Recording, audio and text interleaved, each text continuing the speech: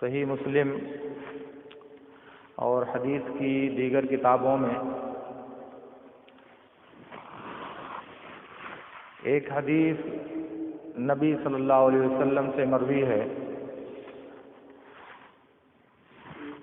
احادیث کے مختلف الفاظ کو ایک ساتھ جمع کر کے میں آپ کے سامنے رکھنا چاہتا ہوں۔ ایک مرتبہ دوپہر کی سخت دھوپ میں عمر بن خطاب رضی اللہ تعالی عنہ بھوک کی شدت سے پریشان ہو کر گھر سے باہر نکلے، مدینے کی ایک عام شاہراہ پر پہنچے، وہاں تھوڑی دیر ٹھہرے کہ ابو بکر صدیق رضی اللہ تعالیٰ عنہ بھی وہاں پہنچے۔ تو جب ابو بکر صدیق رضی اللہ تعالیٰ عنہ سے عمر رضی اللہ تعالیٰ عنہ کی ملاقات ہوئی تو انہوں نے ابو بکر صدیق رضی اللہ تعالیٰ عنہ سے بعض دینی مسائل کے بارے میں گفتگو کیا۔ ان کی یہ گفتگو ابھی چل ہی رہی تھی کہ اللہ کے نبی صلی اللہ علیہ وسلم بھی وہاں پہنچے اور کہا کہ اس دھوپ میں تم کو کس چیز نے نکلنے پر آمادہ کیا؟ تو عمر بن خطاب رضی اللہ تعالی عنہ نے کہا کہ میں بھوک سے پریشان ہو کر نکلا ہوں۔ اللہ کے نبی صلی اللہ علیہ وسلم نے کہا وَقَدْ أَخْرَجَنِي بَعْضُ ذَلِكَ، اور دوسرا لفظ ہے انی اجد بعد ذالک، کہا میرے بھی نکلنے کا سبب یہی ہے، بھوک کا یہ پریشان کن مرحلہ میرے سامنے بھی درپیش ہے۔ اس کے بعد نبی صلی اللہ علیہ وسلم نے ان دونوں کو لیا اور کہا کہ میرے ساتھ آؤ۔ پھر آپ ایک انصاری صحابی ابو الطیحان رضی اللہ تعالی عنہ کے گھر گئے، ہیثم ابن الطیحان کے گھر گئے، ابو الہیثم ابن الطیحان۔ تو گھر پہنچے تو ان کی بیوی گھر میں موجود ہیں، پوچھا کہ ابو الہیثم کہاں ہیں؟ کہا گئے ہیں باہر ہمارے لیے پینے کا شیریں اور میٹھا پانی لانے کے لیے۔ ان کی یہ گفتگو چل ہی رہی تھی کہ اتنے میں وہ آتے ہوئے دکھائی دیے، گھر آئے، اللہ کے نبی صلی اللہ علیہ وسلم اور صحابہ کو دیکھا تو بہت خوش ہوئے، اپنے ساتھ تازہ کھجوروں کے گچھے بھی لے کر کے آئے تھے۔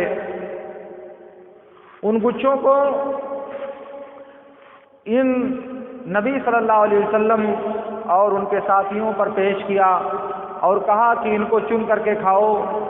تو اللہ کے نبی صلی اللہ علیہ وسلم نے کہا کہ تم ہی اس میں سے چن کر کے دو، کیونکہ کون اچھا ہے کون خراب ہے تم زیادہ جانتے ہو۔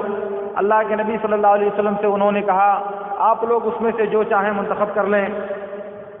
اور اس کے بعد انہوں نے کہا آج اس روئے زمین پر کوئی انسان ایسا نہیں ہے جس کے پاس میرے مہمانوں سے زیادہ معزز مہمان موجود ہوں۔ روئے زمین پر کوئی فرد ایسا نہیں ہے جس کے پاس ایسے مہمان موجود ہوں جو میرے پاس موجود مہمانوں سے زیادہ لائق احترام اور لائق تعظیم ہوں۔ اس کے بعد چھری کی طرف لپکے، چھری لیا اور ارادہ کیا کہ ایک بکری ذبح کیا جائے اللہ کے رسول صلی اللہ علیہ وسلم کی ضیافت کے لیے۔ نبی صلی اللہ علیہ وسلم نے جب ان کو لپکتے ہوئے دیکھا تو کہا ایاک والحلوب، دودھ والا جانور مت ذبح کرنا، جو بکری تم ذبح کرنے جا رہے ہو اسے ذبح تو کرو لیکن شرط یہ ہے کہ وہ دودھ دینے والا جانور نہ ہو۔ اس کے بعد اللہ کے نبی صلی اللہ علیہ وسلم اور ابو بکر و عمر تازہ کھجور کھانے میں مشغول ہیں اور ابو الہیثم بکری ذبح کر کے گوشت کاٹتے ہیں۔ اور اس کے بعد وہ اور ان کی بیوی دونوں مل کر کے پکاتے ہیں، اور پھر اللہ کے نبی صلی اللہ علیہ وسلم اور آپ کے صحابہ کی ضیافت کرتے ہیں۔ مہمان نوازی سے فارغ ہونے کے بعد جب کھانا کھا کر اور پانی پی کر فارغ ہو گئے تو اللہ کے نبی صلی اللہ علیہ وسلم نے اپنے ساتھیوں سے کہا کہ اللہ کا شکر ہے کہ جس نے ہمیں اپنے گھروں سے بھوکا اور پیاسا نکالا تھا، یہاں آنے کے بعد اللہ رب العالمین نے ہماری بھوک اور پیاس مٹا دیا ہے، اور قیامت کے دن تم سے اللہ کی اس نعمت کے بارے میں سوال کیا جائے گا۔ ابو بکر نے کہا اللہ کے رسول کیا ہم سے کھانے پینے کے بارے میں سوال کیا جائے گا؟ اللہ کے نبی صلی اللہ علیہ وسلم نے کہا کہ ہاں، وَلَتَسْأَلُنَّ يَوْمَئِذٍ عَنِ النَّعِيمِ، قیامت کے دن نعمتوں کے بارے میں تم سے جو استفسار اور سوال جواب کیا جائے گا، اس میں ایک عظیم ترین سوال ان نعمتوں کے بارے میں بھی ہوگا۔ اور اس کے بعد دیکھا اللہ کے نبی صلی اللہ علیہ وسلم نے کہ یہ دونوں میاں اور بیوی سارے گھر کے کام خود ہی کر رہے ہیں، تو پوچھا کیا تمہارے پاس کوئی خادم نہیں ہے؟ کہا نہیں اللہ کے رسول کوئی خادم نہیں ہے۔ اللہ کے نبی صلی اللہ علیہ وسلم نے کہا کہ ہمارے پاس جب قیدی آئیں تو تم آؤ ہمارے پاس، ہم تمہیں خادم دیں گے۔ کچھ دنوں کے بعد اللہ کے نبی صلی اللہ علیہ وسلم کے پاس 2 قیدی لائے گئے۔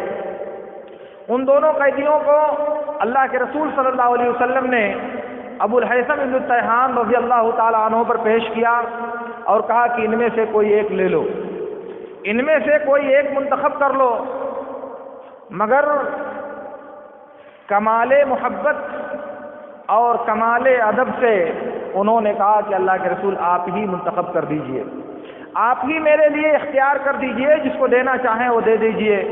تو اللہ کے نبی صلی اللہ علیہ وسلم نے کہا کہ تم اس کو لے لو، میں نے اس کو نماز پڑھتے ہوئے دیکھا ہے، تم یہ فلاں کو لے لو، اس کو میں نے نماز پڑھتے ہوئے دیکھا ہے۔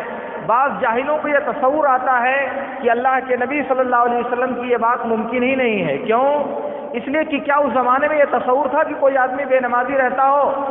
تو یہ بات قلت فہم یا حدیث کے لفظ پر نہ غور کرنے کا نتیجہ ہے، ورنہ اس کا مطلب یہ ہے کہ میں نے اس کو سنتیں اور نوافل کا اہتمام کرتے ہوئے دیکھا ہے، جو اس کے ایمان اور صاحب تقویٰ ہونے کی دلیل ہے۔ اللہ کے نبی صلی اللہ علیہ وسلم نے اسے دیا اور وصیت کیا کہ اسے لے جاؤ اور اس کے ساتھ بھلائی کا معاملہ کرو، یہ غلام لے جاؤ اپنے پاس رکھو لیکن اس کے ساتھ بھلائی کا معاملہ کرو۔ وہ لے کر کے گھر آئے اور آنے کے بعد بیوی سے بیان کیا کہ اللہ کے رسول صلی اللہ علیہ وسلم نے ہمیں خادم دیا ہے، لیکن وصیت کیا ہے بھلائی کرنے کی، وصیت کیا ہے اس کے ساتھ اچھائی کرنے کی، اس کے ساتھ خیر کا معاملہ کرنے کی۔ اس بیوی نے کہا کہ تم اللہ کے رسول کی وصیت اس وقت تک پوری نہیں کر سکتے جب تک تم انہیں آزاد نہیں کر دیتے، جب تک تم انہیں آزاد نہیں کر دیتے تب تک اللہ کے رسول کی بھلائی کی وصیت تم پوری نہیں کر سکتے۔ اور اس کے بعد اس مرد مومن نے کہا کہ جاؤ میں نے تم کو آزاد کر دیا۔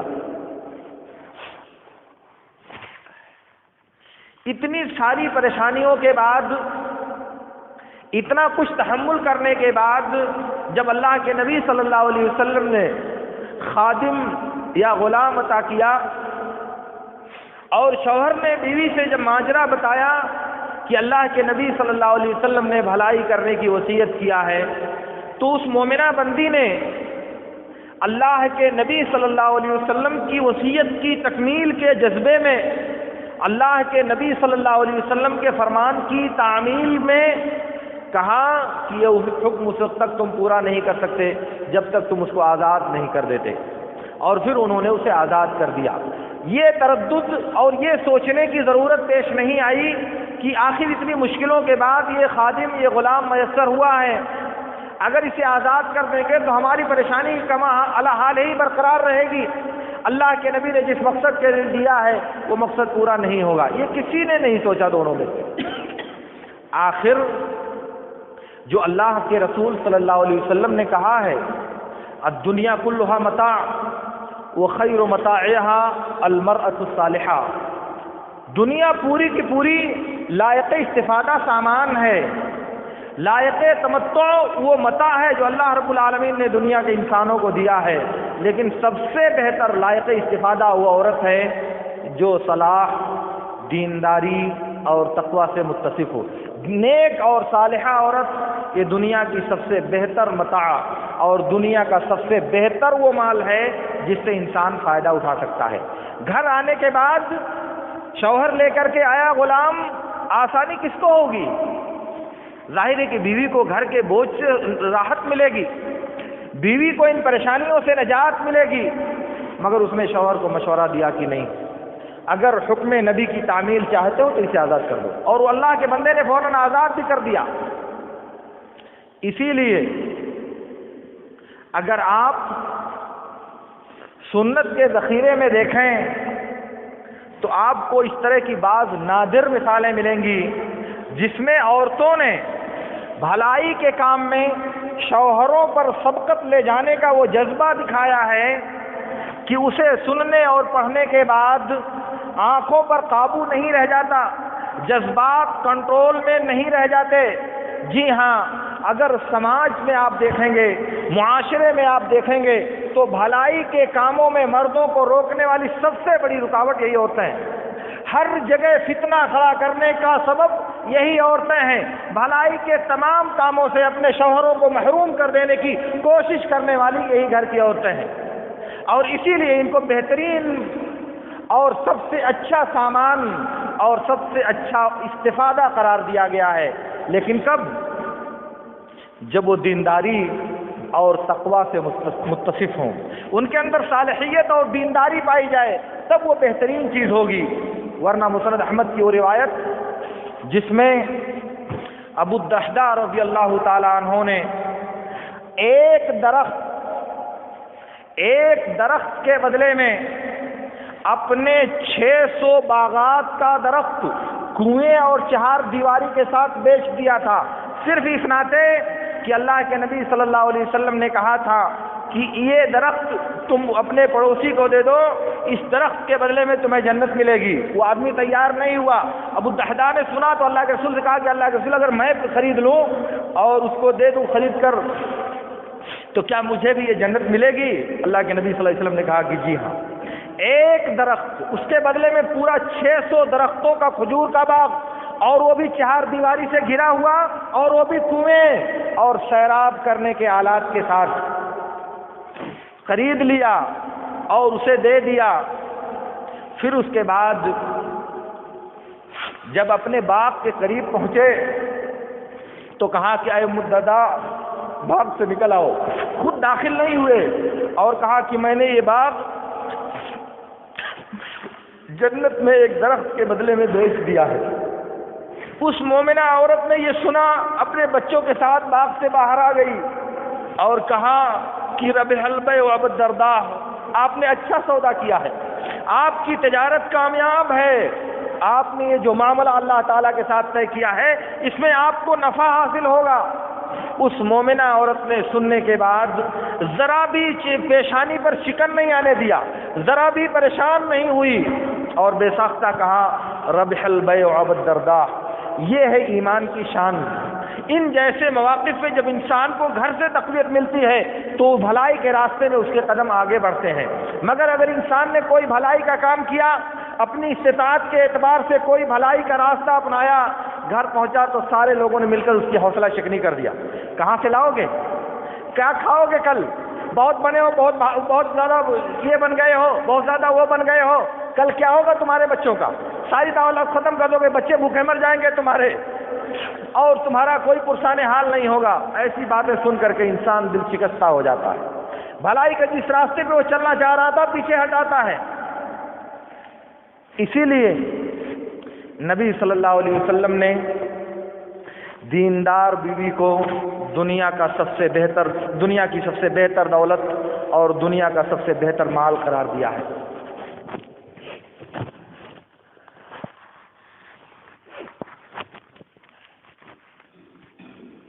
میرے دوستو، میں آپ سے عرض یہ کرنا چاہ رہا ہوں کہ اس دنیا میں اگر اللہ رب العالمین کسی انسان کو دیندار، بھلائی اور خیر کے کاموں میں ہاتھ بٹانے والی بیوی عطا کرے تو یہ اللہ رب العالمین کی بہت بڑی نعمت ہے، کیونکہ حدیث میں آتا ہے، اللہ کے نبی صلی اللہ علیہ وسلم نے ارشاد فرمایا، اذا قام احدکم من اللیل ثم ایقظ اہلہ فإن لم تستيقظ نضح في وجهها الماء ورحم الله امرأة قامت من الليل فأيقظت زوجها فإن لم يستيقظ نضحت في وجهها الماء۔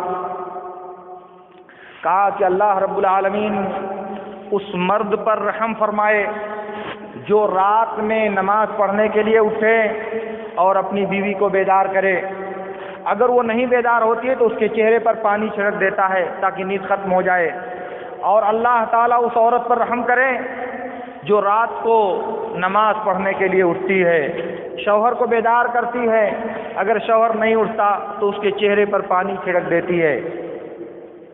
یہ بات نبی صلی اللہ علیہ وسلم نے اس امید اور اس ترغیب کے ساتھ بیان فرمائی ہے کہ اللہ رب العالمین ایسے مردوں اور ایسی عورتوں پر اپنی رحمت نازل کرے گا۔